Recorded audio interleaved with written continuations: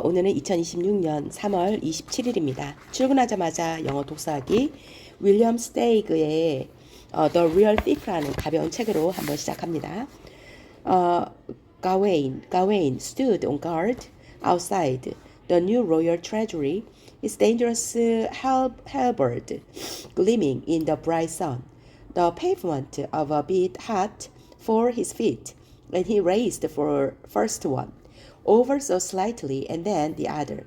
Some tourists came by. Gawain held his head proudly on his long neck, and his chest explained in his red and gold uniform as they photographed him. When the tourists had moved on, Gawain found himself wishing for his old way of life, swimming in his pond, tilling his bed of herbs, raising pride cabbages and string beans, and drafting plans for strikingly original buildings.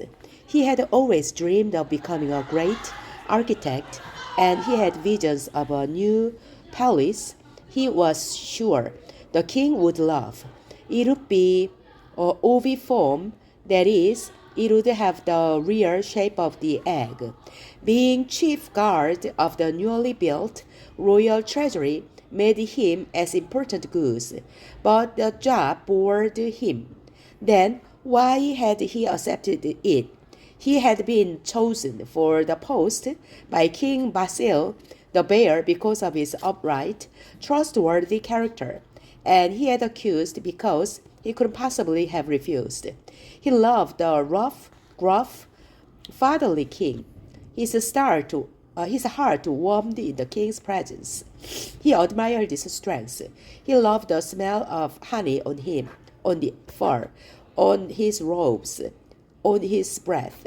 He wanted to please him, to stay forever in his good graces. Everyone did. Basil was a popular king. For the sake of uniformity, 3 other geese, Harvey, Garvey, and Wetmore, had been chosen to take turns with Gawain, standing guard in front of the treasury. But only Gawain and the king had keys. The geese had worked out and carefully rehearsed a brief and unpretentious ceremony for the changing of the guard. At the appointed time, the 2 guards would honk twice, and the one being relieved would waddle out as his alternate sidled in.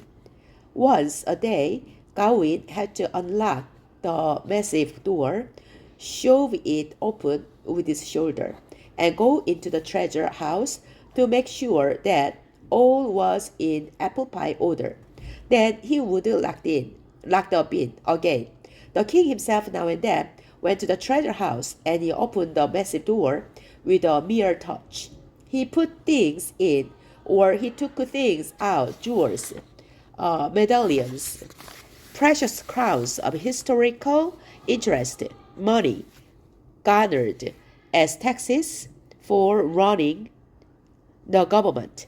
Whenever he was to harried with irksome affairs of state, or on night when he couldn't stop the stream of his thoughts and fall asleep, he would go there and count gold pieces and whatever else he felt needed counting. It soothed his nerves, and he always slept well afterward.